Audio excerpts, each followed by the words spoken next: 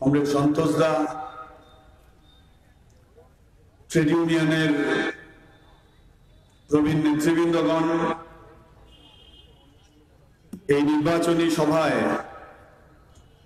এখানে উপস্থিত আমার গুরুজনেরা,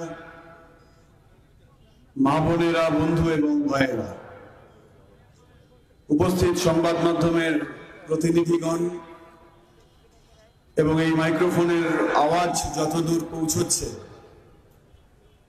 আমি সকলকে বাম ফ্রন্টের পক্ষ থেকে নমস্কার, শুভেচ্ছা, অভিনন্দন এবং ভালোবাসা জানাচ্ছি। আমাদের আগের সভাটা, আমাদের সাধারণ সম্পাদকের সভাটা খানিকটা দেরি হয়েছে, তো আমাদের সভাপতি রথীন আমাকে নির্দেশ দিয়েছেন যে কমরেড সীতারাম ইয়েচুরি যতক্ষণ না আসবে ততক্ষণ আমাকে এখানে বলতে হবে। তো যাই হোক, সেই কাজ আমরা করব। কমরেড সীতারাম দা এলেই আমার বলা শেষ হবে। উনি বলবেন। আমার যেটা মূল কথা, যে আমাদের দেশে এবং আমাদের রাজ্যে লোকসভা নির্বাচনের কাজ শুরু হয়ে গেছে। 12 তারিখে আমাদের এখানে নির্বাচন শুরু হয়েছে। 19 এবং 23 তারিখে আমাদের এখানে নির্বাচন হয়েছে আমাদের রাজ্যে। যারা দুর্গাপুরের কর্পোরেশনের নির্বাচনে মানুষকে, শুধু মানুষকে কেন বলবো, তৃণমূল কংগ্রেসের নেতা কর্মীদেরকেও বহিরাগত তৃণমূল বাহিনী ভোট দিতে এখানে দেয়নি। আর পঞ্চায়েতের নির্বাচনে গ্রাম বর্ধমানের মানুষের সেই একই অভিজ্ঞতা। তো স্বভাব তো যাবে না। আমাদের গাঁয়ের দিকে কথা আছে যে যতই ধুলে পড়ে স্বভাব যাবে না। পরেরটা আমি আর বললাম না, আমরা সবাই জানি। তো সেই স্বভাবের প্রতিফলন ওরা ঘটাবার চেষ্টা করেছে। কিন্তু যত সময় গেছে তত মানুষ এটা উপলব্ধি করেছে যে নিষ্ক্রিয়তার কোনো জায়গা নেই। যারা আজকে দেশ চালাচ্ছে, যারা আজকে রাজ্য চালাচ্ছে, এদের অভিধানে গণতন্ত্র বলে কোনো শব্দ নেই। একবার ক্ষমতা দখল করতে পারলে পরে মানুষের সব ধরনের গণতান্ত্রিক অধিকারকে এরা স্বৈরাচারী কায়দায় দমন করার চেষ্টা করে। সেই জন্য দ্বিতীয় এবং তৃতীয় পর্বের ভোটে এই পশ্চিমবঙ্গের সাধারণ মানুষ তার ভোটের অধিকার প্রয়োগের জন্য দলবদ্ধ হয়েছে, প্রতিরোধের জায়গায় এসেছে। আর যারা এতদিন ধরে ছিচকাদুনি গাইছিল যে পশ্চিমবাংলার মাটিতে তৃণমূলের বিরুদ্ধে বিজেপির লড়াই আর বিজেপির বিরুদ্ধে তৃণমূলের লড়াই, আমাদের নাকি দূরবীন দিয়ে খুঁজে পাওয়া যাচ্ছে না, যখনই তৃতীয় পর্যায়ের ভোটে মানুষ নিজে দাঁড়িয়ে তার ভোটের অধিকার, সাংবিধানিক অধিকার, সেই অধিকারকে রক্ষার জন্য যখন প্রতিরোধের রাস্তায় নামলো, তখন আমরা দেখলাম বাজারি মিডিয়ার ছিচকাদুনি শুরু হয়ে গেছে। সেজন্য একজন প্রার্থী হিসেবে শুধুমাত্র নয়, শ্রমজীবী মানুষের লড়াই আন্দোলনের একজন কর্মী হিসেবে এই নির্বাচনী সমাবেশে আমার প্রথম উচ্চারণ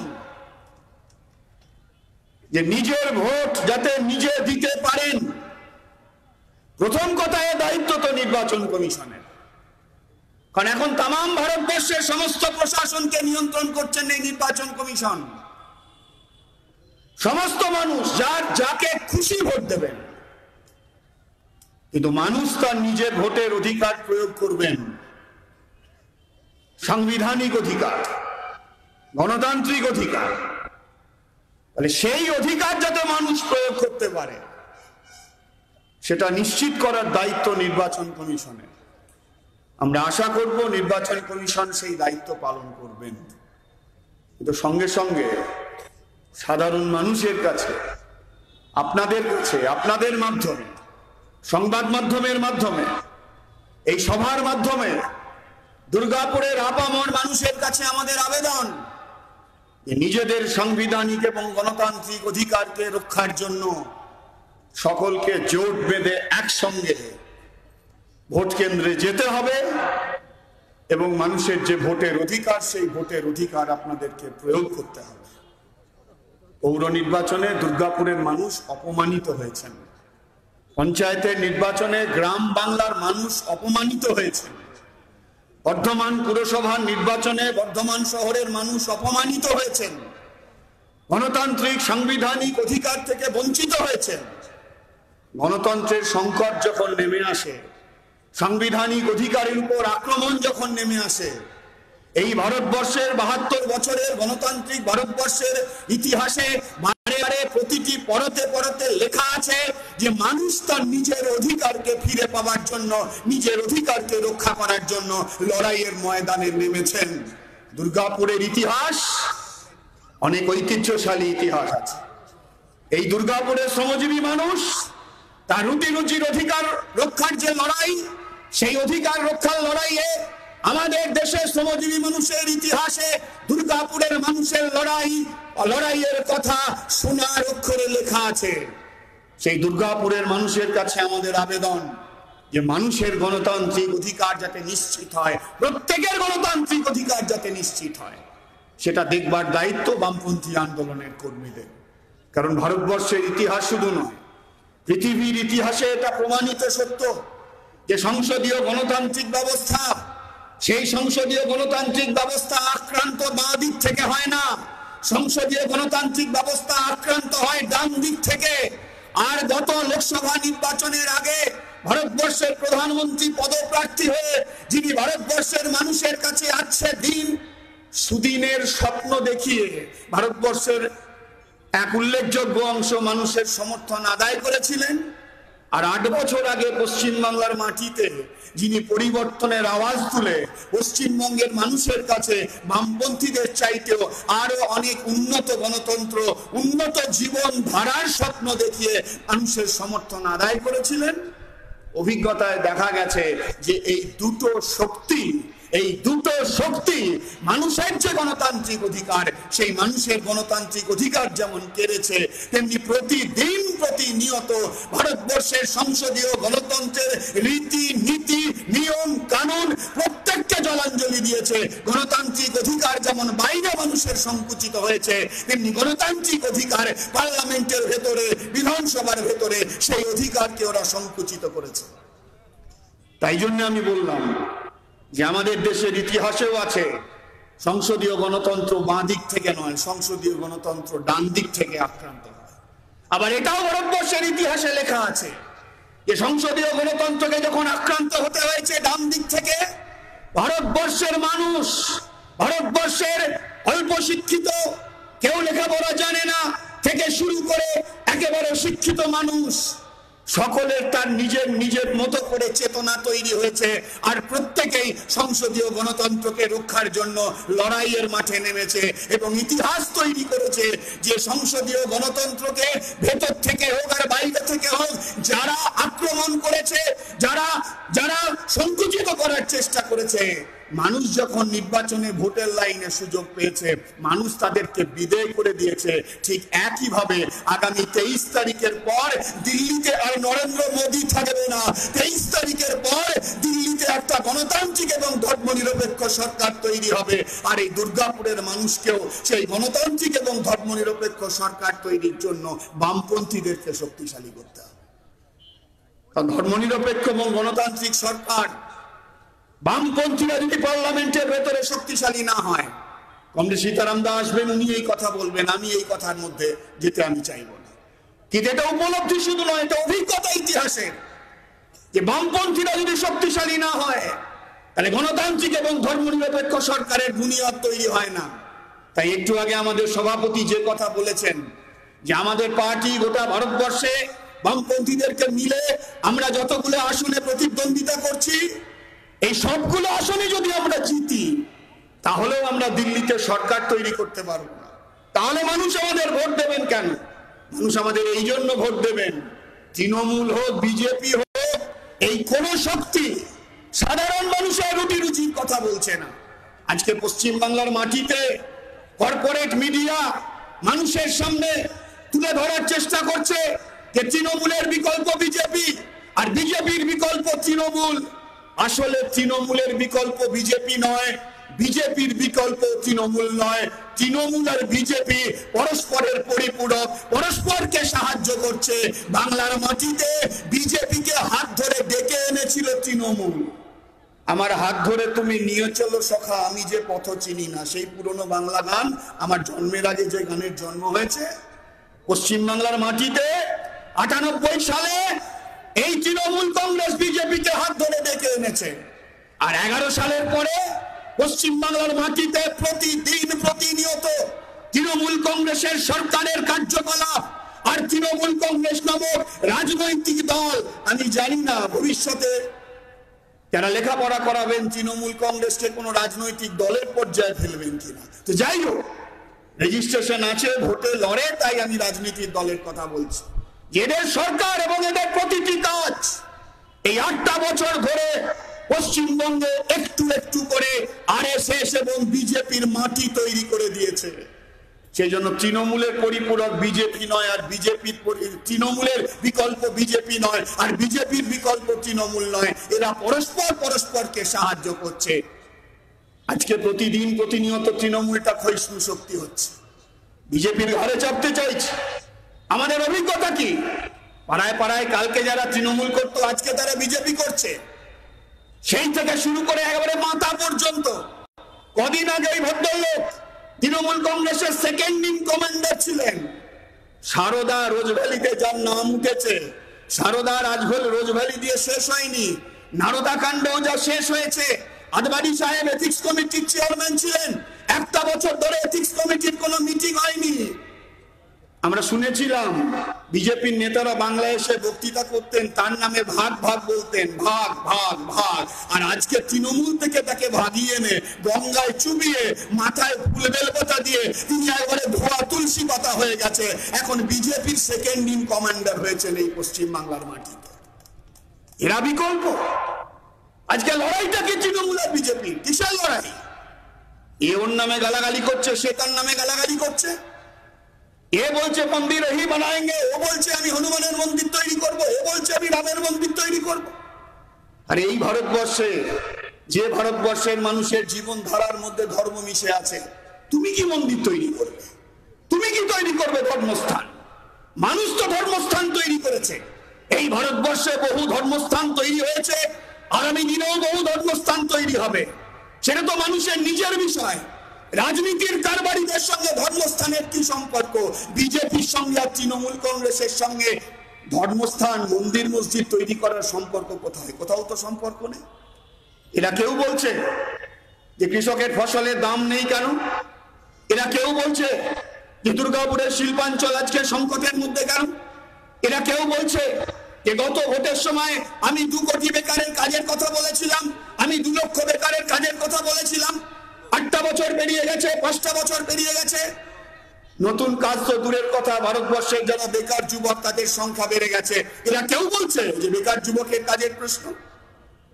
আবার ভোটের বাজার তৈরি হয়েছে, আবার বড় বড় প্রতিশ্রুতির বন্যা বইতে শুরু করছে। আমাদের অভিজ্ঞতা কি পশ্চিম বাংলার মাটিতে, দুর্গাপুরের মাটিতে? আমি বিস্তৃত কথার জায়গায় যাব না, কারণ বারে বারে বলেছি আমাদের সাধারণ সম্পাদক কমরেড সীতারাম ইয়েচুরি এই সবার মুখ্য বক্তা। সভাপতির নির্দেশে আমি আগেই বলেছি কতটা সময় এখানে আমাকে কথা বলতে হবে। কিন্তু অভিজ্ঞতা কি পশ্চিম বাংলার মাটিতে, দুর্গাপুরের মাটিতে, আমাদের এই লোকসভা কেন্দ্রের মাটিতে?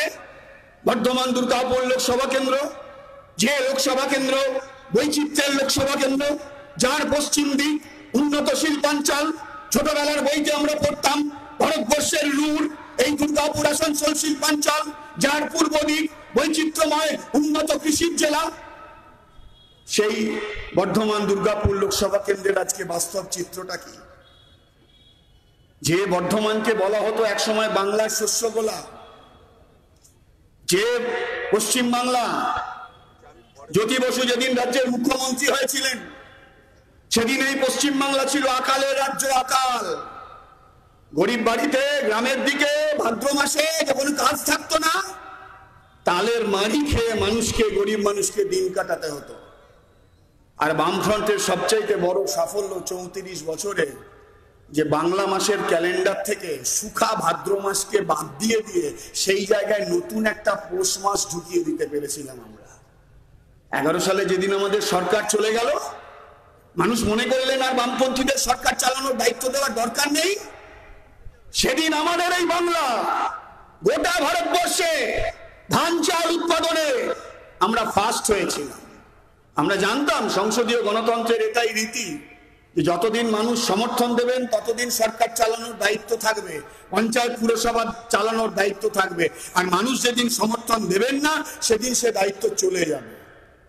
কিন্তু আমরা এইটা কখনো ভাবিনি যে বর্ধমান জেলা, যে পশ্চিম বাংলা ধান চাল উৎপাদনে ফার্স্ট হয়েছে, গোটা ভারতবর্ষে সোনার মেডেল এনেছে, বামফ্রন্ট সরকার চলে যাবার 1 বছরের মাথাতে সেই বাংলার শস্যগুলা এই বর্ধমান, গ্রাম বর্ধমান, নয়া উদারবাদী নীতি চালু হওয়ার পর থেকে 16টা বছর 17টা বছর ধরে সারা পৃথিবীতে, সারা ভারতবর্ষে লক্ষ লক্ষ যে কৃষক ফসলের দাম না পেয়ে আর ঋণের ভারে জর্জরিত হয়ে আত্মহত্যা করেছে।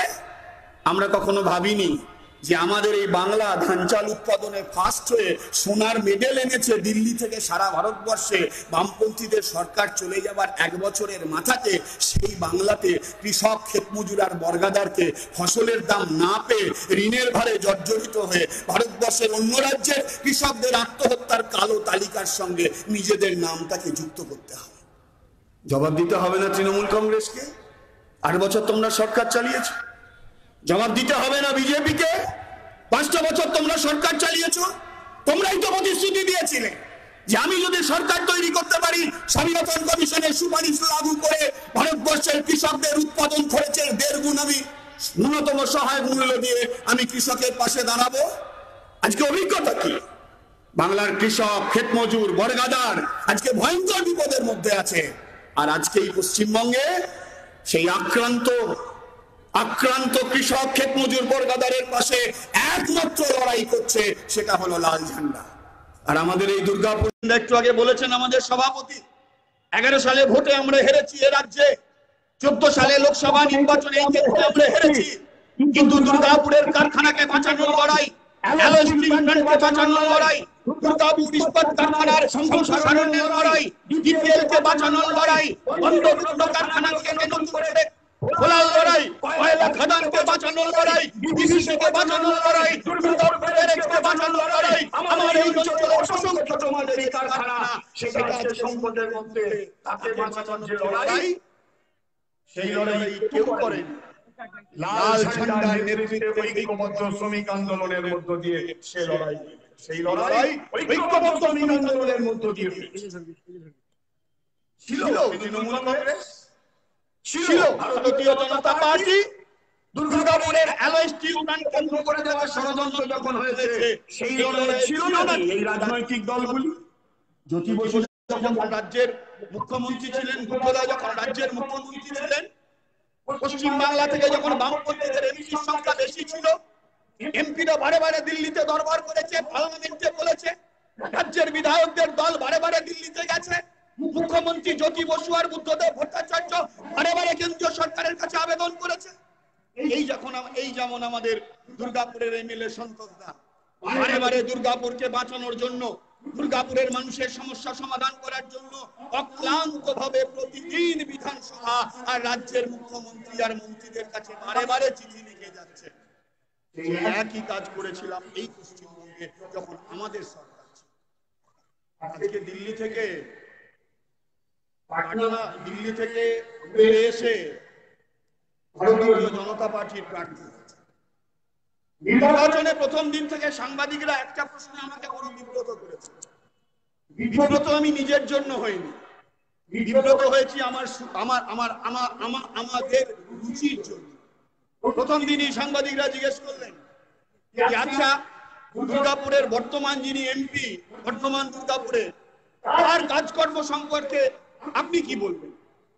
আমি তাদের বললাম যে দেখুন, আমাদের এই সমাজে কতগুলো রীতি আছে।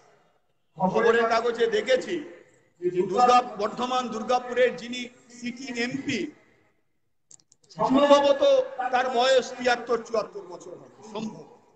সেইটা যদি হয় তাহলে সেই বিচারে তিনি আমার প্রায় মায়ের বয়সী। আমাদের এই সমাজে কিছু রীতি আছে, যারা বয়সে তরুণ হয়, তাদের বয়স কম হয়, যারা প্রবীণ মানুষ, তাদের সম্পর্কে কোনো সমালোচনার মতো কথা বলতে হয় না। তাহলে আমি ব্যক্তিগতভাবে কোনো সমালোচনার কথা বয়সে তরুণ তাহলে প্রবীণা সম্পর্কে কোনো বাজে কথা বলা উচিত। আজকে দুপুরবেলায় ঘুরতে ঘুরতে একজন সাংবাদিক জিজ্ঞেস করছেন, এইবার তো কিছু বলো, নির্বাচন যে কয়েকদিন আগে। আমি বললাম না, এইবারও কিছু বলবো। তবে একটা কথা আমি বুঝতে পারছি, 16 তারিখে আমাদের প্রার্থী ঘোষণার পর থেকে এই যে তোমরা বারে বারে আমাকে সিটিং এমপি সম্পর্কে জিজ্ঞেস করছো, আমি তো সিটিং এমপি নই, মানুষের সমর্থন দিলে আমি গ্রামীণ এমপি হতে পারি, মানে সিটিং এমপি কাজ সম্পর্কে আমি কি করে বলবো? এইটা বলতে পারি, এইটা আমার অভিজ্ঞতা।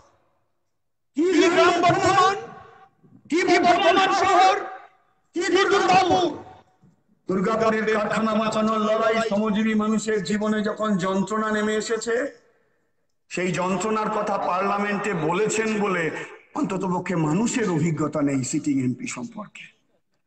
গ্রাম বর্ধমানের কৃষক যখন আত্মহত্যার রাস্তা বেছে নিয়েছে, খেতমজুর যখন তার কাজ হারাচ্ছে, তার মজুরি হারাচ্ছে, গ্রাম বর্ধমানের মানুষ হিসাবে সেই মানুষের কথা তাদের এমপি পার্লামেন্টে বলেছেন বলে গ্রাম বর্ধমানের মানুষের কাছে কোনো খবর নেই, কোনো অভিজ্ঞতা নেই, আমি কিছু বলছি। কিংবা আমার এই দুর্গাপুর বর্ধমানের গ্রাম বর্ধমান বেকার যুবক, 2 লক্ষ বেকারের বছরে চাকরি আর কোটি বেকারের চাকরির স্বপ্ন নিয়ে রাজ্যের তৃণমূল আর দিল্লিতে বিজেপিকে ভোট দিয়েছিলেন আমাদের মোদিজির ভাষায় কোনো হাত মে লাড্ডু। সেই বেকার যুবকরা যখন প্রতারিত হয়েছে, ভুলভাল জিএসটি আর নোটবন্দির ফলে একটা বছরে 1 কোটি বেশি মানুষ কাজ হারিয়েছেন। তৃণমূলের তোলাবাজির ফলে আর ভুলভাল নীতির ফলে পশ্চিম বাংলা দুর্গাপুর আসানসোলে একটার পর একটা কারখানা যখন উঠে গেছে, বন্ধ হয়ে গেছে, হাজার হাজার শ্রমিক যখন কাজ হারিয়েছেন, আর কেবলমাত্র রাজনৈতিক কারণে জিএসটি থেকে শুরু করে অন্য কারখানা থেকে শুরু করে টাউনশিপে কয়েক হাজার ঠিকা শ্রমিককে যখন কাজ থেকে ছাঁটাই করে দিয়েছে। মানুষের অভিজ্ঞতা নেই, বেকার যুবক, ছাঁটাই হওয়া ঠিকা শ্রমিক, ছাত্রদের যে কর্মসংস্থানের দাবি নিয়ে আমাদের সিটিং এমপি পার্লামেন্টে কোনোদিন একটি শব্দ উচ্চারণ করেছেন না, আমি কিছু বলছি। এই কাজটি অভিজ্ঞতা। নির্বাচন তো নিজের লড়াই, কেন আমাদের ভোট দেবে, কেন তৃণমূলকে ভোট দেবে না, কেন বিজেপিকে ভোট দেবে? আমাদের চেহারা দেখে, আমাদের মুখ দেখে? আরে বামপন্থীরা তো তথাকথিত মিডিয়ার সেলিব্রিটি নয়। বামপন্থীরা হলো কারখানাতে গরম লোহার সামনে দাঁড়িয়ে 8টা ঘন্টা কাজ করার পর যাচ্ছে ভিজে যাওয়া যে খামের জামা, সেই খামের জামা নিয়ে তার শেষে দাঁড়িয়ে থাকা যে হোল সেন্টারের লোক, সাধারণ মানুষের কাছে প্রফেশনাল ক্রেতারা। কিংবা যে কৃষক ফসল ফলিয়েছে, ফসলের দাম পায় না, তার যে জীবনের যন্ত্রণা, সেই যন্ত্রণা নিয়ে লড়াই করে যে লাল ঝান্ডার লোক, কৃষকের কাছে প্রকৃত সেলিব্রিটি।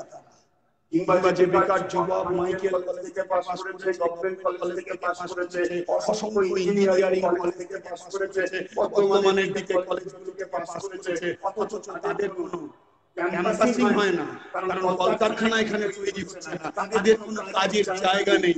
সেই যুবকদের কাছে, যুবতীদের কাছে, ছাত্রছাত্রীদের কাছে তাদের জীবনের সবচাইতে মহান প্রশ্ন একটা অ্যাপয়েন্টমেন্ট লেটার, তার জন্য যে লড়াই করে লাল ঝান্ডার কর্মীরা, তাদের জীবনের কাছে তারাই প্রকৃত সেলিব্রিটি। ফলে মানুষের সেলিব্রিটির সঙ্গে মিডিয়ার সেলিব্রিটিদের লড়াই পশ্চিমবাংলায় হচ্ছে। হবে আমাদের বলার কথা হলো এই যে আমরা তো লড়াইয়ের মধ্যে দিয়ে আছি, লড়াইয়ের মধ্যে লড়তে লড়তে আলোকে বাঁচানোর লড়াই, কৃষিকে বাঁচানোর লড়াই, দুর্গাপুরকে বাঁচানোর লড়াই, মানুষের গণতন্ত্রকে ফিরিয়ে আনার লড়াই, সাম্প্রদায়িক সম্প্রীতিকে রক্ষা করার লড়াই, সেই লড়াই লড়তে লড়তেই তো এই নির্বাচনে আমরা এসেছি। তো যে কথা বলছিলাম, সাংবাদিকরা জিজ্ঞেস করছে যে ভারতীয় জনতা পার্টির প্রার্থী সম্পর্কে তুমি কিছু বলো। আমি তাদেরকে একই কথা বলেছি, শুনেছি তিনিও খুব প্রবীণ মানুষ, তার চোখে কখনো দেখিনি, ছবিতে দেখেছি, তাহলে আমার সেই বোধটা স্পষ্ট হয়েছে। আমরা তাকে বলেছি সাংবাদিকদের সকালবেলায়, আমি আমাদের তো চিঠির বিরুদ্ধে আমি বলতে পারি না, আমাদের সমাজ আমাদেরকে পারমিট করে না যে অল্প বয়সীরা কখনো প্রবীণদের এইভাবে সমালোচনা করতে নেই, ফলে আমি তো বাধা আমার রুচিতে আটকাচ্ছে, আমাদের রুচিতে আটকাচ্ছে। মানুষ একটা কথা বলছে, দুর্গাপুরের মানুষ, বর্ধমানের মানুষ একটা কথা বলছে। এখানে আসার পর প্রথম দিন সাংবাদিক বন্ধুদের কাছে উনি বিবৃতি দিয়েছেন, গণতান্ত্রিক দেশে সবারই বিবৃতি দেওয়ার গণতান্ত্রিক অধিকার আছে। এদিকে মোদী সরকার, এদিকে তৃণমূল সরকার গণতান্ত্রিক ভাবে মানুষের বিবৃতির অধিকারও আজকে কেড়ে নিচ্ছে। সেই জন্যই গৌরী লঙ্কেশ, লালবর্গী কিংবা গোবিন্দ কনসারেদের খুন হতে হয়, আর যারা খুন করে তারা বুক ফুলিয়ে ঘুরে বেড়ায়।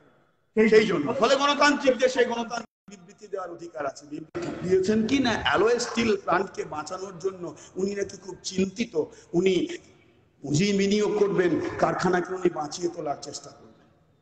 দুর্গাপুরের মানুষ, আর এই দুর্গাপুরের মাটি 60-এর দশক থেকে তার নিজের অধিকারের জন্য লড়াই করে ইস্পাত শ্রমিকরা সারা ভারতবর্ষে শ্রমিক আন্দোলনের সামনে ইতিহাস তৈরি করেছে। তাদেরকে কখনো আপনারা বোকা ভাববেন না। এই দুর্গাপুরের মাটি সারা ভারতবর্ষের মধ্যে প্রথম ইস্পাত শ্রমিকেরা কারখানাকে মডার্নাইজেশনের জন্য লড়াই করে কারখানাকে মডার্নাইজেশন করেছে, শ্রমিককে বাঁচিয়েছে, শিল্পকে বাঁচিয়েছে, শ্রমিক আন্দোলনকে বাঁচিয়েছে। তাদেরকে অত বোকা ভাববেন না। কি অধিকার দিল আপনাদের এত বোকা ভাবার?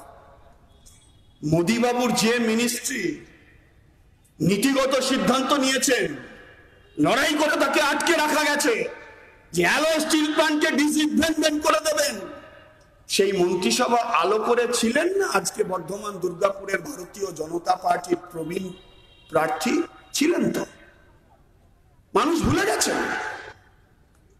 আরে যে যেখানে এমএলএ থাকে, যে যেখানে এমপি থাকে,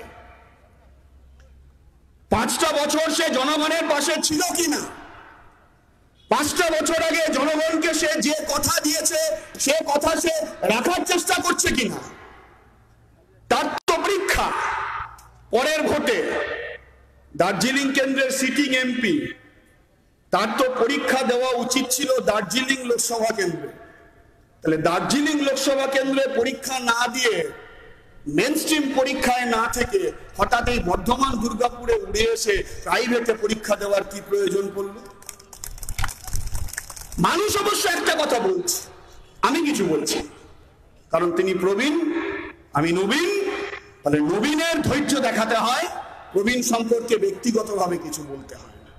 কিন্তু মানুষ একটা কথা বলছেন, মানুষ বলছেন, মানুষ খোঁজ নিচ্ছেন, প্রতিটা প্রার্থী সম্পর্কিত মানুষ খোঁজ নিচ্ছেন। একটু আগে একজনের সঙ্গে কথা হচ্ছিল যে কাকে ভোট দেবো তাকে তো একটু দেখে নিতে হবে। তো তিনি সেইটা বলার পর তাকে আমি বললাম যে না, আপনার কথাটা সম্পূর্ণ হলো না, বলুন বাজিয়ে দেখে নিতে হবে। প্রতিটি প্রার্থীকেই বাজিয়ে দেখে নিতে হবে। আমাদেরকেও যেমন বাজিয়ে দেখছে, লেফট ফ্রন্টের প্রার্থীকেও যেমন বাজিয়ে দেখছে, সিটিং এমপিকেও যেমন মানুষ বাজিয়ে দেখছে, ভারতীয় জনতা পার্টির প্রার্থীকেও মানুষ তেমনি বাজিয়ে দেখছে, অন্যান্য দলের প্রার্থীকেও তেমনি মানুষ বাজিয়ে দেখছে। সংসদীয় গণতন্ত্রে এটাই মানুষের গণতান্ত্রিক অধিকার এবং সেইটাই হওয়া উচিত। মানুষ এই একটা কথা বলছে যে গতবার যখন দার্জিলিং থেকে এমপি হয়েছিলেন, দার্জিলিং এ তো বিজেপির নাম নিশান ছিল না। বিজেপির সঙ্গে গজামমুর চুক্তি হয়েছিল যে তুমি আমার প্রার্থীকে ভোট দাও আর তার বিনিময়ে তোমাদেরকে আমি আলাদা রাজ্য দিয়ে দেব। 5 বছরে আলাদা রাজ্য দেওয়া যায়নি, ওটা যায় না, সেটা ওরা জানতেন।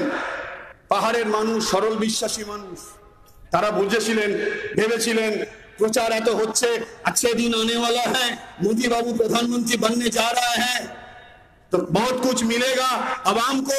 हमारा दार्जिलिंग यहाँ भी एक तो अलग राज हम लोग को मिल जाएगा। এই তো ছিল বিজেপির সঙ্গে গজামমুর চুক্তি। 5 বছরের অভিজ্ঞতায় পাহাড়ের মানুষ বুঝেছেন যে ওরা ঠকিয়েছে। এই পাহাড়ের যে সরল বিশ্বাসী মানুষেরা যখন বিশ্বাস করেন তারা তাদের দেবতার কাছে স্থান দেন। তাই গত নির্বাচনে বিপুল মার্জিনে আজকের দুর্গাপুর বর্ধমান দুর্গাপুরের বিজেপির প্রার্থী বর্তমানেও দার্জিলিং কেন্দ্রের এমপি, সেখানে তিনি নির্বাচিত হয়েছিলেন। দার্জিলিং এর মানুষের বিশ্বাসভঙ্গ হয়েছে, সেখানে দাঁড়াবার মুখ আছে কিনা আমি বলতে পারবো না। মানুষ বলছেন, কিন্তু আমি একটা কথা বলতে পারি, সিটিং এমপি সিটিং এমএলএদের তার নিজের কেন্দ্রে ভোটে দাঁড়িয়েই জনগণের কাছে পরীক্ষার যে সুযোগ সেই সুযোগ গ্রহণ করা উচিত। আর দুর্গাপুরের মানুষের কাছে আমাদের আবেদন যে এক জায়গায় মানুষের বিশ্বাস ভঙ্গ করে এসেছে, যাতে পরের ভোটের সময় দুর্গাপুরের মানুষকে এই বিশ্বাস ভঙ্গের শিকার হতে না হয় সেই বিষয়ে আপনারা সচেতন থাকবেন। সচেতন থেকেই মানুষের যে অধিকার সেই অধিকার আপনারা প্রয়োগ করবেন। আমার কথা হলো এই, আমি শুরুতে একটা কথা বলেছি যে আমরা যারা বামপন্থী, আমরা দিল্লিতে সরকার তৈরির জন্য এই নির্বাচনে আমরা দাঁড়াইনি, কিন্তু বামপন্থীদের সংখ্যা যদি বাড়ে, মোদীকে সরানোর পর বামপন্থীদের সংখ্যা যদি বাড়ে, তাহলে দিল্লিতে গণতান্ত্রিক এবং ধর্মনিরপেক্ষ একটা যে সরকার, সেই সরকারের বুনিয়াদ দৃঢ় হবে। আর বামপন্থীদের সংখ্যা যদি বাড়ে, তাহলে মানুষের জীবনে কি অভিজ্ঞতা হতে পারে 2004 সালে লোকসভা নির্বাচনের পর সারা ভারতবর্ষের মানুষ দেখেছে। প্রথম ইউপিএ কে আমরা কমন মিনিমাম প্রোগ্রামের ভিত্তিতে আমরা সমর্থন দিয়েছিলাম। সেই কমন মিনিমাম প্রোগ্রামের ভিত্তিতে সমর্থন দেওয়ার অন্যতম শর্ত ছিল যে বাজপেয়ী সরকারের সময়ে যেভাবে বেচা কেনা হয়েছিল কারখানা, মিনিস্ট্রি অফ ডিসইনভেস্টমেন্ট, বিলগ্নীকরণ দপ্তর, আমরা গাঁয়ের মানুষ বলেছিলাম ওটা বেচারামের দপ্তর। আমারই পকেটের পয়সায়, আমারই করের পয়সায়, আমারই রাষ্ট্রায়ত্ত সম্পত্তি, সেই সম্পত্তিকে বিক্রি করার জন্য একটা দপ্তর খুলেছিল বাজপেয়ী নেতৃত্ব সরকার। অনেক মানুষ হয়তো ভুলে গেছে। এমএমসি কারখানায় তালা পড়েছিল, এমএমসি কারখানায় তালা পড়েছিল তখন, সেন্ডেলের কারখানায় তালা পড়েছিল তখন। আর এই বছর গতকালকে আবার আসানসোলে এসে আমাদের মাননীয় প্রধানমন্ত্রী অনেক বক্তৃতা করেছেন। আমি তো খুব ছোট্ট মানুষ, সাধারণ মানুষ, মাটিতে বামপন্থী আন্দোলনের কর্মী, দেশের প্রধানমন্ত্রী সম্পর্কে বলতে খুব খারাপ লাগে, কিন্তু গত বছর গত নির্বাচনের সময় মনে আছে সেই বক্তৃতা। अच्छे दिन आने वाला है, मेरा सरकार बनने जा रहा है, मुझे बाबुल चाहिए बाबुल, अगर मुझे बाबुल मिल जाए तो आसनसोल दुर्गापुर सिल्क क्षेत्र का जितना बंद पड़ा हुआ कारखाना सबको ताला हम खोल देंगे। गत निर्वाचने आसनसोल केंद्रेर मानुष ओके बाबुल दिएছিলেন, উনি বাবুলকে মন্ত্রিসভার সদস্য করেছিলেন।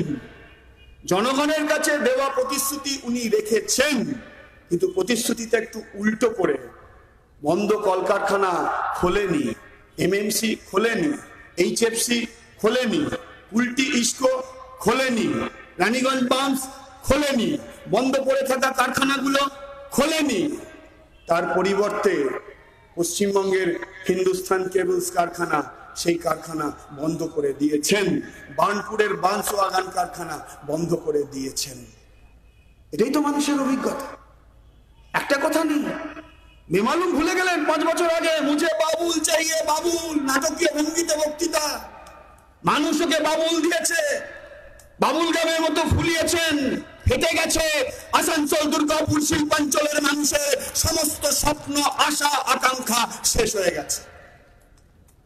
দুর্গাপুরের মানুষ মনে করেছিলেন নরেন্দ্র মোদীর সরকার তৈরি হলো হয়তো এমএমসি কারখানা খুলবে, কারণ বামফ্রন্টের সময় কনসোর্টিয়াম তৈরি করে কারখানাকে খোলার একটা উদ্যোগ নেওয়া হয়েছিল।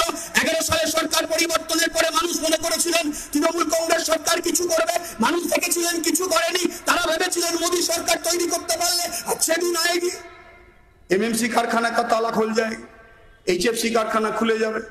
মানুষ আশা করেছিলেন। আজকে দুর্গাপুরের মানুষ বুঝেছেন কারখানা খোলেনি। অন্য জায়গায় যদি সার কারখানা খুলতে পারে, আমার দুর্গাপুরের ফার্টিলাইজার কেন খুলতে পারে না? সারা ভারতবর্ষ কৃষি প্রধান দেশ ভারতবর্ষ, চাষের সময় সার লাগে, সারের বাজারে আকাল লাগে, সারের তখন দাম বাড়ে, অথচ আমার দুর্গাপুরের সার কারখানা বন্ধ। তাহলে সার কারখানা খোলেনি, এমএমসি খোলেনি, হিন্দুস্তান কেবলস কারখানা বন্ধ করেছো, সেন্ডালে খোলেনি, রানীগঞ্জ বানপুরের বানসোয়াগান বন্ধ করেছো, অ্যালয় স্টিল প্ল্যান্টকে বন্ধ করার ষড়যন্ত্র করেছো। তাই দুর্গাপুরের মানুষ বলছে যে যত রঙ্গই তুমি দেখাও, দুর্গাপুরের শিল্প শহরের মানুষের কাছে অতিরিক্ত ভোট ভারতীয় জনতা পার্টি পাবে না, সেটাকে আপনাদেরকে নিশ্চিত করতে হবে। আর আমাদের এই দুর্গাপুর শিল্পাঞ্চল, কমরেড সীতারাম দা আর একটু পরে এখানে এসে যাবেন, তাহলে আমার কথা বলা শেষ হয়ে যাবে। সভাপতির নির্দেশে আমি এখন বলছি, আমাদের এই দুর্গাপুর তৃণমূল কংগ্রেস বিধান রায়ের কথা বলে, বিধান রায়ের স্বপ্নের কথা বলে, লজ্জা লাগে না? ডিপিএল কারখানাকে 3 টুকরো করে দিয়ে কারখানার গঙ্গা যাত্রার ব্যবস্থা করছেন, জবাব দিতে হবে না তৃণমূল কংগ্রেসকে? জবাব দিতে হবে না যে ডিসিএল কারখানাকে কেন তুমি নিজীকরণ করবে, কেন তুমি ডিসিপ্লিন করবে, কেন তুমি বিলগ্নীকরণ করবে? দুর্গাপুর কেমিক্যালের কি কোনো ভবিষ্যৎ ছিল না? দুর্গাপুর কেমিক্যালের কি কোনো যোগদান নেই আমাদের পশ্চিমবাংলার শিল্পে, আমাদের ভারতবর্ষের শিল্পে? জবাব দিতে হবে না? এই পশ্চিমবঙ্গে সারা ভারতবর্ষে 27 বছর আগে নয়া উদারবাদী অর্থনীতি লাগু হয়েছিল। আমরা লাল ঝান্ডার লোক, আমরা সেদিন বলেছিলাম যে এই নয়া উদারবাদী অর্থনীতি যদি লাগু হয়, সবচাইতে আগে আক্রান্ত হবে আমার রাষ্ট্রায়ত্ত কারখানা। সেদিন অনেক মানুষ বুঝতে পারেননি, আজকে তারা হারে হারে বোঝেন। আমরা বামপন্থীরা এই দুর্গাপুরে, এই আসানসোলে, এই বর্ধমানে, এই পশ্চিম বাংলাতে আমরা একসঙ্গে দুটো কাজ করেছিলাম। আপনারা অনেকেই জানেন যে একসময় লাইসেন্সিং প্রথা এবং মাসুল সমীকরণ নীতির ফলে আমার পূর্বাঞ্চল এবং বিশেষ করে পশ্চিম বাংলার শিল্পের ভবিষ্যতের অন্ধকারের দিকে নিয়ে চলে গেছে। সে অভিজ্ঞতা আমাদের আছে। তাই 91 যখন নয়া উদারবাদী নীতি লাগু হলো, পৃথিবীর সমস্ত কিছুর মধ্যেই সব ধরনের উপাদান থাকে। নয়া উদারবাদী অর্থনীতির ক্ষেত্রে সবচাইতে মারাত্মক যে ক্ষতিকর প্রভাব সারা ভারতবর্ষে যেখানে যেখানে পড়েছে, আমার এই দুর্গাপুর শিল্পাঞ্চলে পড়েছে। ফলে আমরা তার বিরুদ্ধে লড়াই করেছি, নয়া উদারবাদী অর্থনীতির বিরুদ্ধে লড়াই করেছি, রাষ্ট্রায়ত্ত কারখানাকে বাঁচানোর জন্য লড়াই করেছি। আজও সে লড়াই আমরা চালিয়ে যাচ্ছি। কিন্তু তার সঙ্গে সঙ্গে এই পশ্চিমবঙ্গের সরকার চালানোর দায়িত্ব তখন আমরা ছিলাম, মানুষ আমাদেরকে সেই দায়িত্ব দিয়েছিলেন। লাইসেন্সিং প্রথা উঠে যাওয়া, মাসুল সমীকরণ উঠে যাওয়া, সেই পরিপ্রেক্ষিতে জ্যোতি বসুর নেতৃত্বে 94-এ যে নতুন শিল্পনীতি এই পশ্চিমবাংলায় আমরা গ্রহণ করেছিলাম বামফ্রন্ট সরকার, সেই শিল্পনীতির সূত্র ধরে আমাদের এই দুর্গাপুর আসানসোল মহকুমায় অসংখ্য ছোট মাঝারি কলকারখানা তৈরি হয়েছিল। হাজার হাজার শ্রমিক কর্মচারী সেই কারখানায় কাজ করতেন। 11 সালের পর আমাদের এই দুর্গাপুর আসানসোলের এই অভিজ্ঞতা, আমাদের অঙ্গদপুর, আমাদের কাঞ্জিলাল এভিনিউ, আমাদের সালামপুর, আমাদের মঙ্গলপুর, ওদিকে আমাদের কন্যাপুর, ওদিকে আমাদের আসানসোলের শিল্প তালুক, ওদিকে আমাদের কল্যাণেশ্বরী, এই যে বিস্তীর্ণ শিল্প তালুক। 94 সালে নয়া শিল্পনীতি পশ্চিম বাংলায় নেবার পরে একদিকে নয়া উদারবাদী অর্থনীতির বিরুদ্ধে লড়াই করেছি, রাষ্ট্রায়ত্ত ক্ষেত্রকে বাঁচিয়ে রাখার সংগ্রাম করেছি, কৃষিকে বাঁচিয়ে রাখার সংগ্রাম করেছি। তার সঙ্গে সঙ্গে সরকারের থেকে দায়িত্ব পালনের জন্য শুকিয়ে যেতে বসা দুর্গাপুর আসানসোলে নতুন করে প্রাণের সঞ্চার আমরা তৈরি করতে পেরেছিলাম ছোট মাঝারি শিল্প স্থাপনের সংগ্রামের মধ্য দিয়ে। 11 সালের পর আজকে ভয়ঙ্কর আক্রমণের মুখে সেখানে জবাব দিতে হবে না তৃণমূল কংগ্রেসকে? দুর্গাপুরের শিল্পাঞ্চলের মানুষ এই প্রশ্ন করবেন না যে আমাদের এই পশ্চিম বাংলা পৃথিবীর ইতিহাসের নজির নেই, অনেক দিক থেকেই নজির নেই, ভালো কাজের নজির নেই, আবার অনেক খারাপ উদাহরণের নজির সারা পৃথিবীতে নেই, যা আমার এই পশ্চিম বাংলায় আছে। 6 সালে বিধানসভা নির্বাচনে পরে কৃষির ভিতের উপর দাঁড়িয়ে শিল্প স্থাপনের সংগ্রাম আমরা করেছিলাম। আমরা অন্যায় করেছিলাম। তৃণমূল কংগ্রেসকে সামনে রেখে সব ধরনের প্রতিক্রিয়াশীল শক্তি এক জায়গায় জড়ো হয়ে পশ্চিমবঙ্গে সেই শিল্প স্থাপনের সংগ্রামকে আটকে দিয়েছে। আমরা আমাদের দুর্বলতা, আমরা আমাদের সবলতা, সে বিচার আমাদের হয়েছে। ভবিষ্যতে এই ইতিহাসে জানা যাবে যে 11 সালে সরকার পরিবর্তন এবং তার আগে পশ্চিমবঙ্গে শিল্প স্থাপনের সংগ্রামের বিরুদ্ধে শিল্প বন্ধ করার যে আন্দোলন পশ্চিমবাংলা হয়েছিল, তার পিছনে কোন কোন স্বার্থ কাজ করেছিল ভবিষ্যতের ইতিহাস বলবে। আজও সবটা উন্মুক্ত নয়, আমরা খানিকটা অনুমান করতে পারি বটে, ইতিহাস আজ উন্মুক্ত নয়, উন্মুক্ত হবে ভবিষ্যতে। কিন্তু এই পশ্চিমবাংলা আমরা করেছিলাম শিল্প স্থাপনের সংগ্রাম, মানুষের কাজের জন্য, বেকার যুবকের কাজের জন্য, আজকের যে ছাত্র তার ভবিষ্যতে কাজের জন্য। আর তৃণমূল কংগ্রেসকে সামনে রেখে পশ্চিমবঙ্গের শিল্প বন্ধের সংগ্রাম তৈরি হয়েছিল এই পশ্চিম বাংলা। ইতিহাসের কখনো কখনো কোনো বাঁক মোড়ে প্রতিক্রিয়াশীল শক্তি জিতে যায়, সাময়িকভাবে হলেও জিতে যায়। পশ্চিমবাংলার মাটিতে শিল্প বন্ধের সংগ্রাম, শিল্প বন্ধ করার সংগ্রাম সাময়িকভাবে জিতেছিল। 85% কাজ হয়ে যাওয়ার পরেও ওর দাদাকে উপহার পাঠিয়ে দিয়েছিলেন সিঙ্গুরের কারখানা। আর কি বেচারি বলুন দেখি, দাদার কোনো কাণ্ডজ্ঞান নেই, এত লড়াই করছে, এত গালাগালি করছে। দুর্গাপুর বর্ধমান কেন্দ্র হাতের বাইরে চলে গেছে, তাই একদিন গ্যাপে রাজ্যের মুখ্যমন্ত্রী এই দুর্গাপুর কি বলে বর্ধমান দুর্গাপুর কেন্দ্রে ঘন ঘন আসছেন। 22 তারিখে মিটিং করেছেন, মাঠে লোক হয়নি, আজকে আবার রোড শো করেছেন, সঙ্গে কোনো লোক যায়নি, বলে যা হচ্ছে হচ্ছে, এত সব কথা বলছে। সেখানে কিনা দাদা এইরকম হাটে হাড়ি ভেঙে দেয়, বলেছে যে পয়লা বৈশাখে মিষ্টি আর আমাকে কুর্তা পাজামা পাঠিয়ে দেয়। ছি ছি ছি ছি, এরকম কথা এই সময় বলে দেওয়া এই নির্বাচনের বাজারে একদম উচিত হয়নি।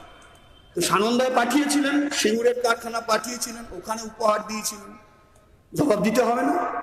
কোথায় গেল সেই কথাগুলো 9 সালে লোকসভা নির্বাচনের সময়, 11 সালে লোকসভা নির্বাচনের সময়, যে বাংলায় 56 লক্ষ কারখানা বন্ধ আছে, আমরা যদি সরকার করতে পারি পশ্চিমবঙ্গে এই 56 লক্ষ বন্ধ কারখানার জমিতে নতুন করে কারখানা করব, নতুন করে চিমনি দিয়ে ধোঁয়া উঠবে, নতুন করে মানুষের কাজ হবে, সাইরেন বাজবে। এমএমসির মানুষের কাছে জবাব দিতে হবে না তৃণমূলকে? ফার্টিলাইজারের মানুষের কাছে জবাব দিতে হবে না তৃণমূলকে? বিওজিএল এর মানুষের কাছে জবাব দিতে হবে না তৃণমূল কংগ্রেসকে? এই সময়ের মধ্যে যে ছোট মাঝারি কয়েকটা কারখানা যে উঠে গেল, হাজার হাজার শ্রমিক কর্মচারী কর্মচ্যুত হলো, জবাব দিতে হবে না? আসলে ওরা জানে যে মানুষের কাছে জবাব দেওয়ার মতো কিছু নেই, মানুষ লড়াইয়ের রাস্তায় নামছে। তাই পার্লামেন্টে বামপন্থীদেরকে এই জন্য পাঠাতে হবে, বর্ধমান দুর্গাপুর কেন্দ্র থেকে বামপন্থীদেরকে এই জন্য জয়যুক্ত করতে হবে যে 5 বছর আগে এই কেন্দ্র আমরা হেরেছিলাম। 5 বছর আগে এই কেন্দ্র হারার পর এখানকার শ্রমজীবী মানুষের যে লড়াই, সেই লড়াই পিছিয়ে গেছে। 5 বছর আগে এই কেন্দ্র আমরা হেরেছি, কিন্তু রাস্তায় ঘাটে আমরা কারখানা রক্ষার যে লড়াই, বড় বড় লড়াই সংগ্রাম করেছি, রাস্তা অবরোধ করেছি, কারখানার কাছে ধর্মঘট করেছি, রাস্তায় আমরা মিছিল করেছি, পদযাত্রা করেছি, মানুষকে জড়ো করেছি, কলকাতা দিল্লি সর্বত্র সে লড়াই আমাদের জারি ছিল। কিন্তু পার্লামেন্টের ভেতরে যদি বামপন্থীদের সংখ্যা যদি না বাড়ে, তাহলে মাঠে ময়দানে কারখানাকে রক্ষার যে লড়াই, শিল্পকে রক্ষার যে লড়াই, সেই লড়াই দিল্লির দরবার পর্যন্ত পৌঁছানো যায় না। তাই লাল ঝান্ডার প্রার্থীকে জয়যুক্ত করতে হবে। অ্যালয় স্টিল প্ল্যান্ট রক্ষার যে লড়াই, সেই লড়াইকে বাঁচানোর জন্য, সেই কথা দিল্লি পর্যন্ত পৌঁছানোর জন্য, দুর্গাপুর ইস্পাত কারখানার সম্প্রসারণ করার জন্য, সেই কথা দিল্লির দরবার পর্যন্ত পৌঁছানোর জন্য, ডিপিএল কারখানাকে 3 টুকরো করা যাবে না, ডিসিএল কে আবার ফিরিয়ে আনতে হবে, আমার দুর্গাপুর ব্যারেজকে রক্ষা করতে হবে, ডিবিসি কে আমাকে রক্ষা করতে হবে, দুর্গাপুরের শিল্পাঞ্চলকে রক্ষা করতে হবে। আমার দায়িত্ব খানিকটা কমবে।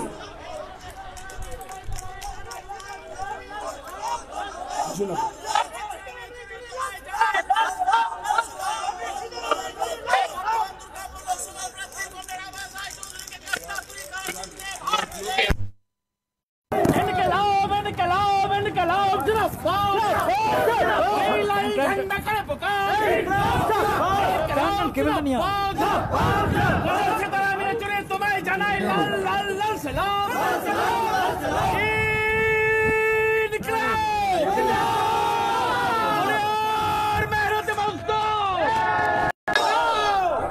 কমরেড সীতারাম দে এসে গেছেন, ফলে আমার কাজ শেষ। আমি আর কয়েক মিনিট আমার কথাটাকে শেষ করবো, এখানে দাঁড়িয়েছিলাম।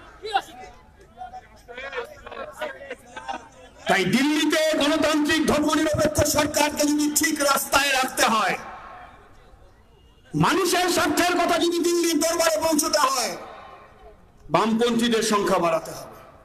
বর্ধমান দুর্গাপুর থেকে বামপন্থী প্রার্থীকে জয়যুক্ত করতে হবে দুর্গাপুরের কারখানা বাঁচানোর সংগ্রামকে শক্তিশালী করার জন্য। বর্ধমান দুর্গাপুর থেকে বামপন্থী প্রার্থীকে পার্লামেন্টে পাঠাতে হবে গ্রাম বর্ধমানের কৃষক ক্ষেত মজুর বর্গাদারের জীবনের যন্ত্রণার কথা দিল্লি পর্যন্ত পৌঁছানোর জন্য। বর্ধমান দুর্গাপুর কেন্দ্র থেকে বামপন্থী প্রার্থীকে দিল্লির দরবারে পাঠাতে হবে বেকার যুবকের কর্মসংস্থানের সম্ভাবনাকে বাঁচানোর জন্য বর্ধমান দুর্গাপুর থেকে বামপন্থী প্রার্থীকে দিল্লির দরবারে পাঠাতে হবে। বর্ধমান বিশ্ববিদ্যালয়ের শিক্ষায় আজকে যে নৈরাজ্য চলছে, আর কাজী নজরুল বিশ্ববিদ্যালয়ে যেখানে পরিকাঠামোই তৈরি হয়নি, ছাত্রছাত্রীদের ভবিষ্যৎটা অন্ধকারের দিকে যাচ্ছে, তাকে যদি আটকাতে হয় দিল্লির দরবার পর্যন্ত সেই আওয়াজকে পৌঁছানোর জন্য বর্ধমান দুর্গাপুরে বামপন্থী প্রার্থীকে জয়যুক্ত করতে হবে।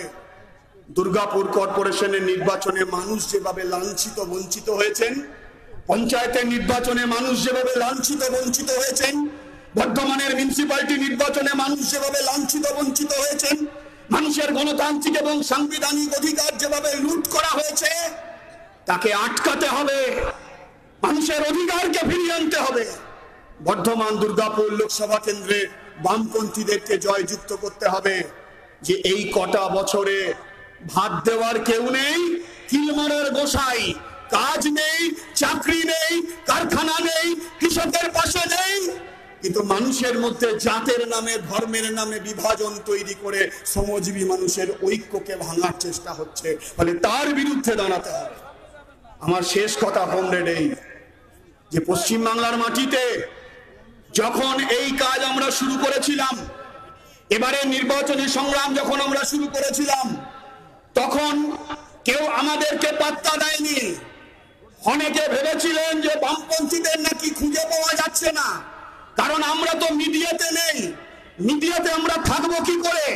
পার্লামেন্টের ভেতরে লাল ঝান্ডার কণ্ঠস্বর যাওয়া মানে গরিবের কথা বলা, মজুরের কথা বলা, কৃষকের কথা বলা, বেকার যুবকের কথা বলা, অবসরপ্রাপ্ত কর্মচারীর জীবনের যন্ত্রণার কথা বলা, বর্তমান কর্মচারীদের প্রত্যেক দিন অধিকারকে কেড়ে নিচ্ছে তার কথা বলা।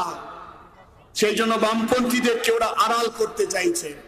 কিন্তু নির্বাচনের লড়াই যত এগিয়েছে, মাঠে ময়দানে যত আমরা এগিয়েছি, আমাদের এই বর্ধমান দুর্গাপুর কেন্দ্র অন্ডালের গা থেকে শুরু করে একেবারে মন্তেশ্বরের শেষ, লম্বা টানলে 150 কিলোমিটারের ওপর। এই 1.5 মাসে আমি বলতে পারবো না, ব্যক্তিগতভাবে বলা আমার একটু সমস্যা হয়, একটু অন্য ঢং হয়ে গেলেও হয়ে যেতে পারে, আমি সে কথা বলছি না। তাহলে একটু জড়তা আছে, কিন্তু অভিজ্ঞতার কথা বলছি। এই 1.5 মাসে 1000 কিলোমিটার রাস্তা আমরা হেঁটে ফেলেছি কিনা জানি না। দৈনিক আমরা প্রায় 20 থেকে 25 কিলোমিটার রাস্তা আমরা হেঁটেছি। 1.5 মাস ধরে আমরা হেঁটে যাচ্ছি। আজকে সকালবেলাতে একটা কর্মসূচি পরিবর্তন হবার পরে আজকে আমাদের ওই হাটার বিধানসভা কেন্দ্রের একটা জায়গায় একটা পাড়ায় আমরা যাব। এমনই উন্নয়ন, সেই পাড়াতে যাওয়ার কোনো রাস্তা নেই। কি করব? আমরা রেল লাইনের উপর দিয়ে হাঁটছি। উন্নয়নের খেলায় মানুষ ঢোকার কোনো রাস্তা নেই, আমরা রেল লাইনের উপর দিয়ে হাঁটছি। হাঁটতে হাঁটতে একটা গ্রামে গিয়ে পৌঁছেছি। তারপরে যখন সবার সঙ্গে কথা বলছি, সেটা আমরা বলছি পরে। অনেক কিছু বলার পর সেখানে একজন অনেকগুলো লোক চলে গেল। চলে যাওয়ার পর সবাই জিজ্ঞেস করছে, যারা দেরি করে এসেছে, এই লোকটাকে আমাকে দেখিয়ে বলছে, এই লোকটাকে, কারণ গায়ের চামড়াটা তো কালো। মিডিয়ার সেলিব্রিটিদের মতন তো নয়, জনগণের সেলিব্রিটি। আলাদা করে কেউ চিনতে পারছে না। আমাদের সবাই যখন বললো যে এই লোকটাই হলো বামফ্রন্টের ক্যান্ডিডেট, তখন একজন বয়স্ক লোক বললো, আমাদের গ্রামে এসেছে, অন্য কেউ তো আসেই না। আমাদের অভিজ্ঞতা হলো এইটা। 1000 কিলোমিটার পর্যন্ত জায়গা আমরা হেঁটেছি, দেখা নেই। মানুষের যে লড়াই, চোখে মুখে মানুষের ভালোবাসা, প্রত্যেকটা কর্মসূচিতে দেরি হয়ে যাচ্ছে। প্রত্যেকটা কর্মসূচিতে যা পরিকল্পনা, সেই পরিকল্পনা থাকছে না। মানুষের অভিজ্ঞতায় মানুষ আজকে বুঝেছেন তৃণমূল আর বিজেপি আছে মিডিয়াতে, আর লাল ঝান্ডা আছে মানুষের মনে। তৃণমূল আর বিজেপি আছে মিডিয়াতে, মপ খাইতে, আর লাল ঝান্ডা আছে কারখানার গেটে, গরম পিচের রাস্তায়, জমির আলের ধারে, মোরাম বিছানো কিংবা মাটির রাস্তায়, কিংবা বেকার যুবকদের জীবন যন্ত্রণার লড়াই। আমি এই কথা বলতে পারি, শুরু যখন করেছিলাম আমাদের কেউ পাত্তা দেয়। গতকাল সূর্যদা বলেছেন বর্ধমানে 22 তারিখে উনি মিটিং করতে এসেছিলেন, যাদের মধ্যে ভিতরে ভিতরে দোস্তি করে কুস্তি। সবাই এখন আক্রমণ করছে বামপন্থীদের, লাল ঝান্ডাকে আক্রমণ করছে। ওরা জানে যে আমরা ছিলাম অনেকটা পিছনে। আমি তারুণ্যের জন্য বলছি না, নীতির জন্য, মানুষের অভিজ্ঞতার জন্য। চলতে চলতে চলতে চলতে 1000 কিলোমিটার অতিক্রম করার পর এখন আমরা সামনের দিকে এসে গেছি। আমি আত্মবিশ্বাসের সঙ্গে বলতে পারি, এই বর্তমান দুর্গাপুর লোকসভার জন্য আমরা জিতব। আজকে একজন সাংবাদিক বলেছেন যে যদি আপনারা জেতেন, সাংবাদিককে থামিয়ে দিয়ে বলেছি ছবি নয়, 23 তারিখের পর গণনা কেন্দ্র থেকে আমরা লাল আবির দেখেছি। বর্তমান দুর্গাপুর লোকসভা কেন্দ্র নয়, পশ্চিমবঙ্গের অনেক লোকসভা কেন্দ্র আমরা জিতব। এইটা ওরা বুঝতে পেরেছে, সেজন্য একটা কাজ ওরা শুরু করেছে। আপনারা সচেতনতা নেই যে বলেই আমাদের দেখবেন যখন বাসে পকেট মার যখন ধরা পড়ে, তখন পকেট মারের মার থেকে বাঁচানোর জন্য দেখবেন কিছু লোক চলে যায়, তারাই তাকে মারতে মারতে বাস থেকে নামিয়ে নিয়ে চলে যায়। সবাই জানে ও হলো আসলে পকেট মারের লোক, তাই তো? এমনি এই 8টা বছরে তৃণমূলের শাসনে পশ্চিম বাংলার মানুষ ব্যতিব্যস্ত। তৃণমূল আর পকেট মারানি তাকে জনগণের মাঠ থেকে বাঁচানোর জন্য কিছু বিজেপি বাজারে নেমেছে। আসলে বিজেপি হলো গরিব মানুষ, শ্রমিক, কৃষক, তারা আবার লাল ঝান্ডাকে সামনে রেখে তাদের রুটি রুচির লড়াইকে বাড়াতে চাইছে। আর সেই লড়াইকে দুর্বল করার আর যে 5টা দিন আছে, এই 5টা দিনে আপনারা দেখবেন যে এই উই পোকা যেন না বাড়ে, একটু হাত দিয়ে উই পোকাকে সরিয়ে দেবেন, সেই কাজ আপনাদের করতে হবে। আর যখন এই আত্মপ্রত্যয়ের কথা ঘোষণা করলাম, এই 1.5 মাসে মানুষের চোখে মুখে ভাষা। কয়েকদিন আগে একজন সাংবাদিক জিজ্ঞেস করলেন, এত আপনার আত্মবিশ্বাস? আমি বললাম হ্যাঁ। বললো কেন এত আত্মবিশ্বাস? আমি বললাম আপনারা কলম দিয়ে লেখেন আর লেন্স দিয়ে ছবি তোলেন, কিন্তু আপনাদের চোখ আর মন মানুষের চোখ আর মনের ভাষা পড়তে পারে না। আত্মবিশ্বাসের জায়গা, আত্মবিশ্বাসের জায়গাকে দৃঢ় করে আত্মসন্তুষ্টির কোনো জায়গা রাখবেন না। এখনো অনেক বাড়ি আছে, অনেক গ্রাম আছে, অনেক পাড়া আছে যেখানকার মানুষের কাছে এখনো আমরা পৌঁছতে পারিনি। যেখানটা অন্ধকার সেখানটাই উই পোকা বাসা বাঁধছে, যেখানটা অন্ধকার সেখানটাই বিজেপি উই পোকা, সেখানটাই তৃণমূলের উই পোকা। ফলে সেই উই পোকাকে সরানোর জন্য আমাদের আলো ফেলতে হবে। এই 5টা দিন একটাই কাজ, মিছিল মিটিং যা হচ্ছে। বাড়িতে বাড়িতে আরো আপনারা যান। আমি প্রথম দিন বলেছি প্রার্থী একজন হয়, কিন্তু সমস্ত কর্মী তার নিজের বুথে প্রার্থী কাস্তে হাতুড়ি তারা। একজন ব্যক্তি তাকে বইছে বটে, বলে এই কাস্তে হাতুড়ি তারাকে যদি জয়যুক্ত করতে হয় তাহলে এই 5টা দিনে প্রতিটি বাড়িতে যেতে হবে। গত নির্বাচনে তৃণমূলকে ভোট দিয়েছে, বিজেপিকে ভোট দিয়েছে, কংগ্রেসকে ভোট দিয়েছে, নোটায় ভোট দিয়েছে, ওইসব ভুলে যান। 8 বছরের অভিজ্ঞতা, 5 বছরের অভিজ্ঞতা, আপনারা নিজেরাও কেউ বুঝতে পারছেন না যে কত মানুষ বামপন্থীদেরকে ভোট দেওয়ার জন্য দাঁড়িয়ে আছে। সেই মানুষদের কাছে গিয়ে আপনাদেরকে আবেদন করতে হবে। আমি আপনাদের গুরুজনদেরকে নমস্কার জানিয়ে, বন্ধুদেরকে ভালোবাসা জানিয়ে জিতবো এই আত্মবিশ্বাসের কথা ঘোষণা করে আত্মসন্তুষ্টিকে সরিয়ে রেখে এই 5টা দিন অক্লান্ত পরিশ্রম করে যাতে সব মানুষ ভোট দিতে পারে, সেই উদ্যোগ আমরা গ্রহণ করবেন। আমি সবাইকে অভিনন্দন, শুভেচ্ছা, নমস্কার জানিয়ে আমাদের কথা শেষ করলাম। ইনকিলাব জিন্দাবাদ, দুনিয়ার মজদুর এক।